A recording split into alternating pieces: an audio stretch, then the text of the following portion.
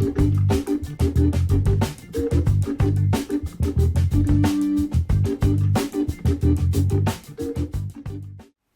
ManCave, this is Bob from the Bob's N-Scale ManCave, and we're going to be building a floating shelf layout today. This is going to be the first video in that series, and so I'm going to show you what I'm going to use to make this shelf out with. First of all, you're going to need a 2x4, probably a lot longer than this piece right here. That's going to go the length of your shelf. After that, you need to get some double hung shelving bracket hardware. I got the longest piece that I could because I'm going to be cutting that to the same width as a 2x4, which is 3.5 inches. Why? Because I'm going to mount that onto the board wherever I need to mount it. The 2x4 will be screwed into the studs, so I don't actually have to have the bracket mounted on the studs. It just may happen to line up that way, but it doesn't have to. Then I'm going to take whatever size hanging bracket I need to attach to that hardware right there. This one happens to be 19 inches long. It's the longest one you can buy at Lowe's, Menards. I got this one at Menards, Home Depot, wherever you can get these at. After that, I got some 1/4 inch plywood, 2 foot by 8 foot sections.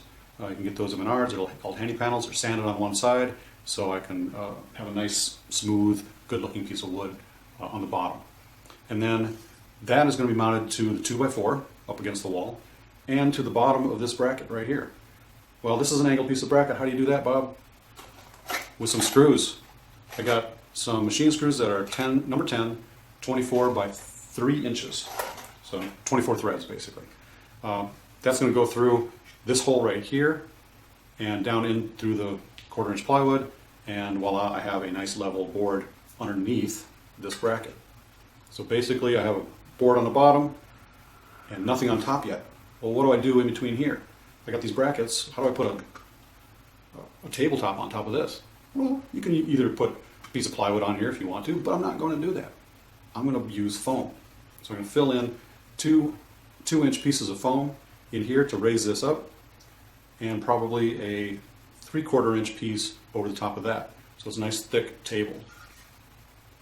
That'll cover up all the hardware, and now it's an invisible floating shelf, and it's just hanging right off the wall. So what you're going to need is drills, saws, table saws, miter box saws, jig saws, whatever you need to use. Also, I'm going to put a 1x4 on that front piece of that plywood so that I can hang a fascia on the front. And I'll just put some Velcro on the front piece of that, and also on the fascia, so I can take the fascia off if I need to get underneath, especially if the fascia is kind of, wide and everything else gets in the way, trying to work underneath it if I wanted to put a light in there or, something. Then, once you have all those pieces together, gotta have your safety goggles and safety ear defenders and masks and stuff. You gotta be safe. Then, of course, tape measures, levels, whatever you need to put that shelf up, go ahead and use it. Also, you cannot do anything without a Scale Trains pen.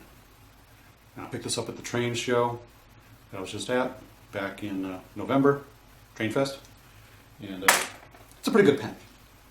So, shameless plug done. Okay, ManCavians, if you like what you saw here, click subscribe, and probably click on some of these other links over here to go to some of my other videos. And check out my channel.